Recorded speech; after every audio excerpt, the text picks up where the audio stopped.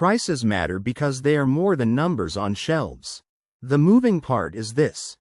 A price carries information about demand, scarcity, cost, risk, competition, and urgency in compressed form.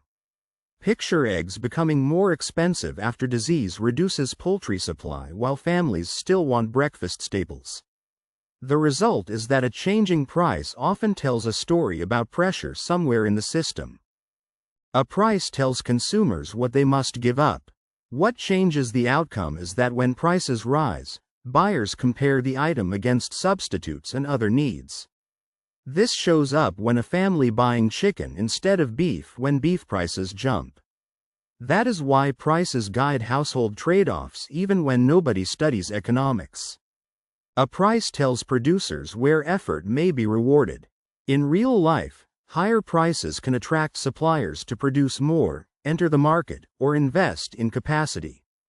You can see it when higher rents encouraging developers to consider new apartment projects, if rules and land allow it.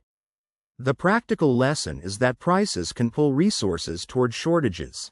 Low prices communicate a different kind of message. Under the surface, they may reveal weak demand, oversupply, efficiency, competition, subsidies, or poor quality. For example, a store discounting winter coats when warm weather leaves racks full. The viewer should remember that a bargain is useful only when you understand why the price is low. Prices coordinate people who never meet. The practical engine is simple. A shopper in Dubai, a factory in Vietnam, a shipping company, and a retailer may all adjust based on the same price movement. A simple example is higher shipping costs quietly affecting the final price of furniture months later. Once you see that, prices connect distant decisions into one visible signal. Price controls show why prices matter. Mechanically, if a government sets a price below the level where supply and demand meet, buyers may want more while sellers offer less. A realistic case is rent caps helping current tenants but discouraging new rental supply if not designed carefully. That small detail changes the decision because holding a price down does not automatically create more of the good. Prices also ration scarce goods without a queue. The process works because when something becomes expensive, some buyers reduce use, delay purchase, or switch options. One ordinary version is petrol price increases causing drivers to carpool, use transit, or combine errands. This matters because prices change behavior by making scarcity personal.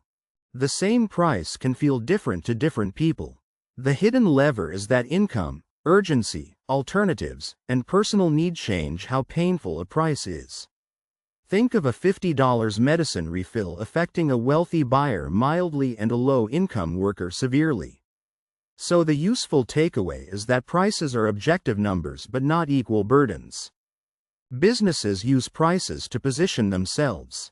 The moving part is this. Premium pricing can signal quality, budget pricing can signal accessibility, and confusing pricing can create distrust. Picture two gyms offering basic equipment at a low monthly fee versus luxury classes and spa access at a high fee. The result is that price shapes expectation before the customer even tries the product. Dynamic pricing makes the signal move faster. What changes the outcome is that airlines, ride apps, hotels, and online sellers can adjust prices as demand changes by hour or season. This shows up when a ride costing more after a concert because many people request cars at once. That is why the same service can have different prices because timing changes scarcity. Inflation shows what happens when many prices rise together. In real life, people notice not just one expensive item but a broad fall in purchasing power. You can see it when rent, groceries, school transport, and insurance all climbing while salary stays flat. The practical lesson is that the meaning of income changes when the price level changes. Prices affect quality decisions. Under the surface, if customers only chase the lowest price, sellers may cut materials, service, or durability to survive. For example, a cheap sofa sagging after 1 year while a better built option costs more upfront. The viewer should remember that price competition can help buyers, but extreme cheapness may hide future replacement costs. A price can include hidden parts. The practical engine is simple. Fees, delivery, maintenance, financing, taxes, and time can make the headline price misleading. A simple example is a low-cost flight becoming expensive after baggage, seat selection, airport transport, and awkward timing. Once you see that, real price is the full cost of using the product, not only the number advertised. Prices influence fairness debates. Mechanically, people may accept high prices for luxury goods but resent high prices for housing, medicine, or food. A realistic case is a designer handbag price feels optional, but rising rent feels like pressure on survival. That small detail changes the decision because moral reaction to price depends on whether the good feels essential. Markets need prices, but prices need context. The process works because without context, people may misread a high price as greed or a low price as generosity. One ordinary version is a small restaurant raising prices because rent and ingredients rose, not because the owner suddenly became greedy. This matters because understanding cost structure prevents shallow conclusions. Personal finance improves when you watch price trends. The hidden lever is that noticing repeated increases helps you adjust budgets, negotiate, substitute, or delay purchases. Think of tracking grocery categories and switching brands before monthly spending gets out of control. So the useful takeaway is that prices are signals for action, not just reasons to complain. Prices matter because they organize choices under scarcity. The moving part is this. They influence what people buy, what firms produce, where investment goes, and which problems feel urgent. Picture housing, fuel, food, and wages all changing behavior through price signals every day. The result is that to understand an economy, follow the prices and ask what pressure each one is revealing. A price is never just a price.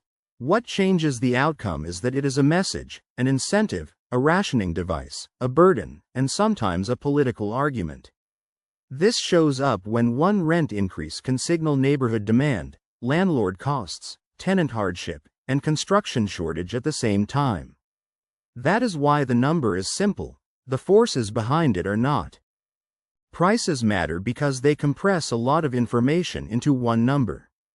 A higher coffee price may reflect expensive beans, higher rent, staff shortages, delivery costs, or stronger demand. The customer sees one price tag, but behind it may be weather, wages, shipping, competition, and scarcity. That number is a signal, not just a charge. Prices also guide behavior. If petrol becomes expensive, some people drive less, carpool, or delay long trips. If hotel rooms are cheaper in the off-season, travelers shift dates. If a product is priced too low, shelves may empty quickly. If it is priced too high, inventory may sit untouched. Prices quietly tell buyers and sellers how to adjust. The hard part is that prices can feel unfair even when they carry real information. A rent increase may reflect limited housing supply, but still hurt the tenant. A medicine price may reflect research costs, but still be unaffordable. Understanding prices does not mean accepting every price as morally good. It means seeing what signal the price is sending before deciding how to respond. The takeaway is that prices are messages. They say what is scarce, what is costly, what people want, and where resources may move next. When you learn to read prices, everyday decisions become clearer. You can compare value, spot pressure points, understand shortages, and see why a cheap choice is not always cheap once time, quality, or risk is included.